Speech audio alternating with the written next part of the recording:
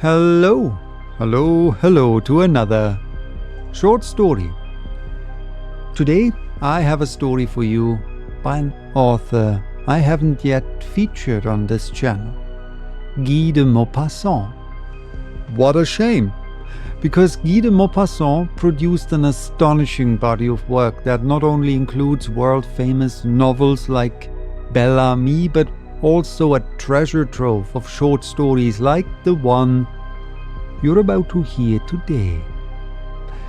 Most will probably first think of the Horla, which, by the way, was referred to in Arthur Machen's The White People, which I read a couple of weeks before, but of course there are many more, like the necklace, like a piece of string, or like the hand. And the hand it is today. The others will follow, of course.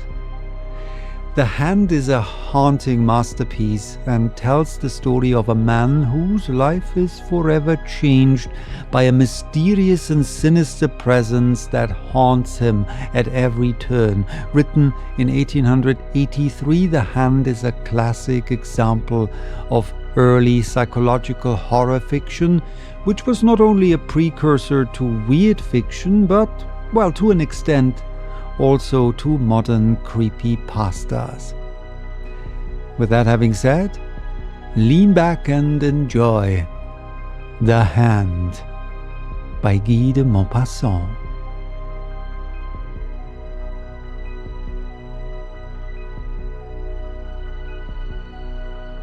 All were crowding around Monsieur Bermoutier, the judge, who was giving his opinion about the Saint Cloud mystery. For a month, this inexplicable crime had been the talk of Paris. Nobody could make head or tail of it.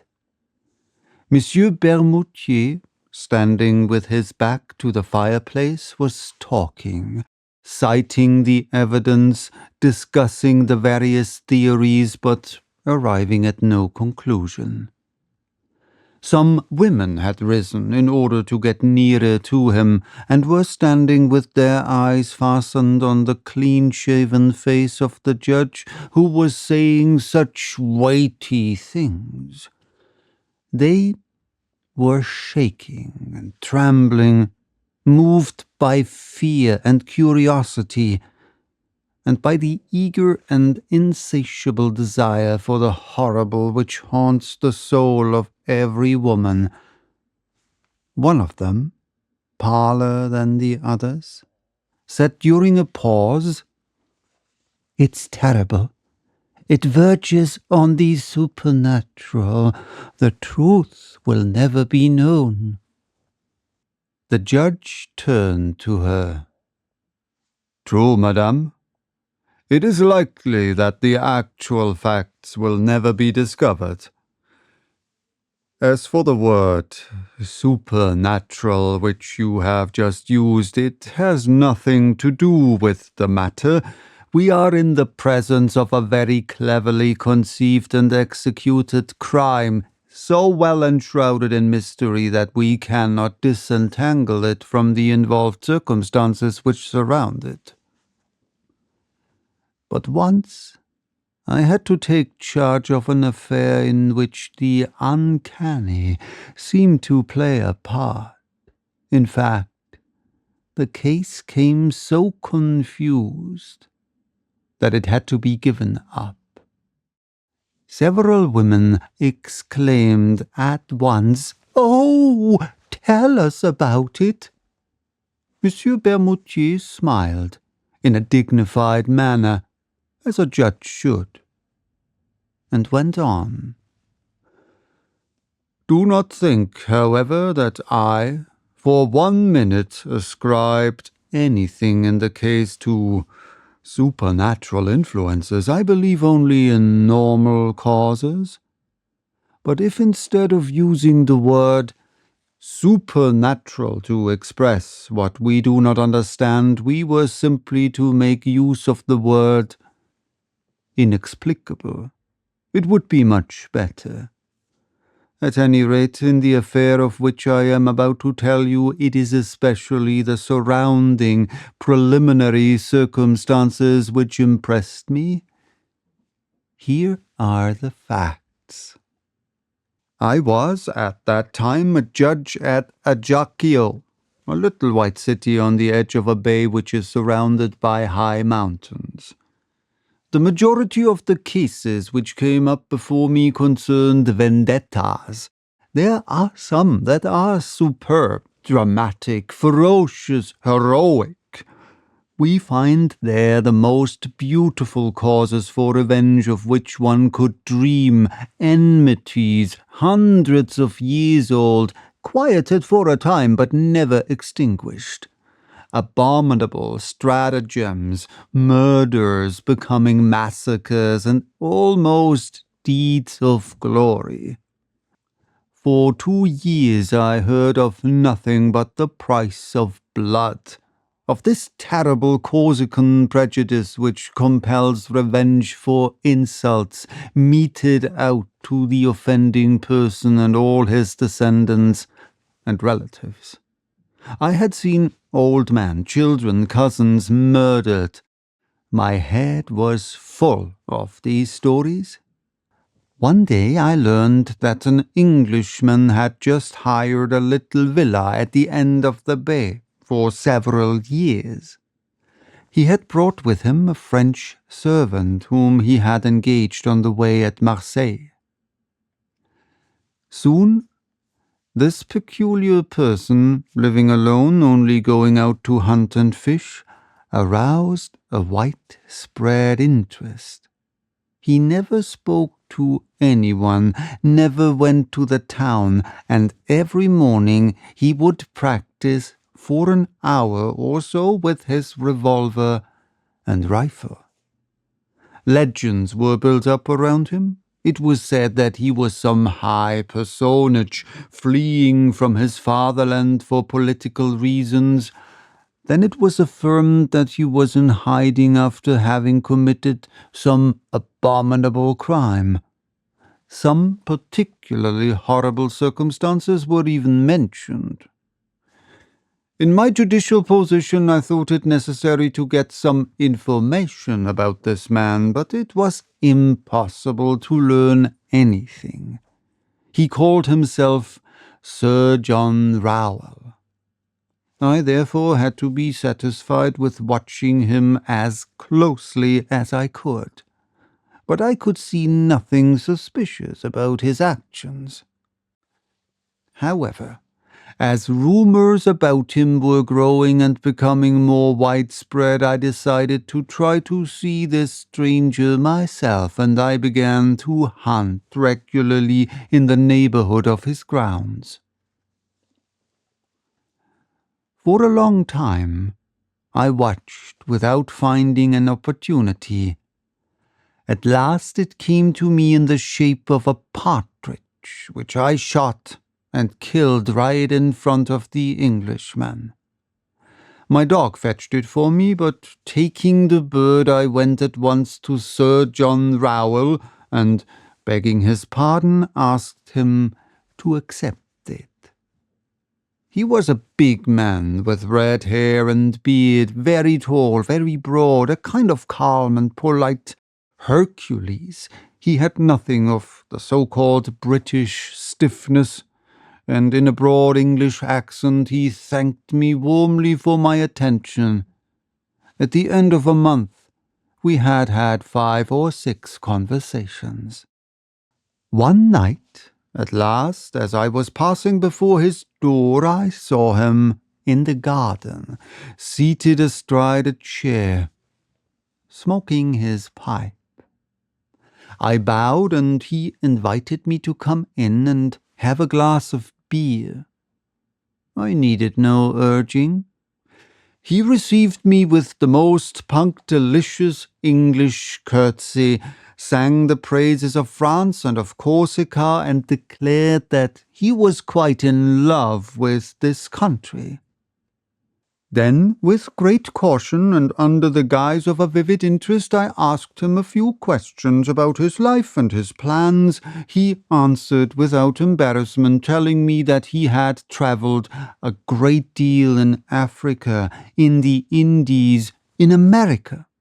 He added, laughing, "I have had many adventures." Then I turned the conversation on hunting, and he gave me the most curious details on hunting the hippopotamus, the tiger, the elephant, and even the gorilla. I said, "Are all these animals dangerous?" He smiled. "Oh no, man is the worst." And he laughed, a good broad laugh, the wholesome laugh of a contented Englishman. "I have also frequently been man-hunting." Then he began to talk about weapons, and he invited me to come in and see different makes of guns. His parlour was draped in black silk embroidered in gold. Big yellow flowers, as brilliant as fire, were worked on the dark material. He said, "It is a Japanese material." But in the middle of the widest panel, a strange thing attracted my attention. A black object stood out against a square of red velvet. I went up to it. It was a hand. A human hand. Not the clean white hand of a skeleton, but a dried black hand with yellow nails, the muscles exposed and traces of old blood on the bones, which were cut off as clean as though it had been chopped off with an axe near the middle of the forearm. Around the wrist, an enormous iron chain riveted and soldered to this unclean member fastened it to the wall by a ring strong enough to hold an elephant in leash. I asked, "What is that?" The Englishman answered quietly, "That is my best enemy. It comes from America, too." The bones were severed by a sword and the skin cut off with a sharp stone and dried in the sun for a week. I touched these human remains, which must have belonged to a giant. The uncommonly long fingers were attached by enormous tendons which still had pieces of skin hanging to them in places. This hand was terrible to see. It made one think of some savage vengeance. I said, "This man must have been very strong." The Englishman answered quietly, "Yes, but I was stronger than he. I put on this chain to hold him." I thought that he was joking. I said, "This chain is useless now. The hand won't run away." Sir John Rowell answered seriously, "It always wants to go away. This chain is needed." I glanced at him quickly, questioning his face, and I asked myself, is he an insane man or a practical joker? But his face remained inscrutable, calm and friendly. I turned to other subjects and admired his rifles. However, I noticed that he kept 3 loaded revolvers in the room, as though constantly in fear of some attack. I paid him several calls, then I did not go any more. People had become used to his presence. Everybody had lost interest in him. A whole year rolled by. One morning toward the end of November, my servant awoke me and announced that Sir John Rowell had been murdered during the night. Half an hour later, I entered the Englishman's house together with the police commissioner and the captain of the gendarmes. The servant, bewildered and in despair, was crying before the door. At first, I suspected this man, but he was innocent. The guilty party could never be found. On entering Sir John's parlour, I noticed the body, stretched out on its back, in the middle of the room. His vest was torn, the sleeve of his jacket had been pulled off, everything pointed to a violent struggle. The Englishman had been strangled. His face was black, swollen and frightful, and seemed to express a terrible fear. He held something between his teeth, and his neck, pierced by 5 or 6 holes which looked as though they had been made by some iron instrument, was covered with blood. A physician joined us. He examined the finger marks on the neck for a long time and then made this strange announcement. "It looks as though he had been strangled by a skeleton." A cold chill seemed to run down my back, and I looked over to where I had formerly seen the terrible hand. It was no longer there. The chain was hanging down, broken. I bent over the dead man, and in his contracted mouth I found one of the fingers of this vanished hand, cut, or rather sawed off by the teeth down to the second knuckle. Then the investigation began. Nothing could be discovered. No door, window, or piece of furniture had been forced. The 2 watchdogs had not been aroused from their sleep. Here, in a few words, is the testimony of the servant. For a month his master had seemed excited. He had received many letters which he would immediately burn. Often, in a fit of passion which approached madness, he had taken a switch and struck vividly at this dried hand riveted to the wall, and which had disappeared, no one knows how, at the very hour of the crime. He would go to bed very late and carefully lock himself in. He always kept the weapons within reach.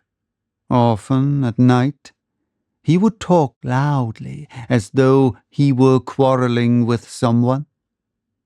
That night, somehow, he had made no noise, and it was only on going to open the window that the servant had found Sir John murdered. He suspected no one. I communicated what I knew of the dead man to the judges and public officials. Throughout the whole island, a minute investigation was carried on. Nothing could be found. One night, about 3 months after the crime, I had a terrible nightmare.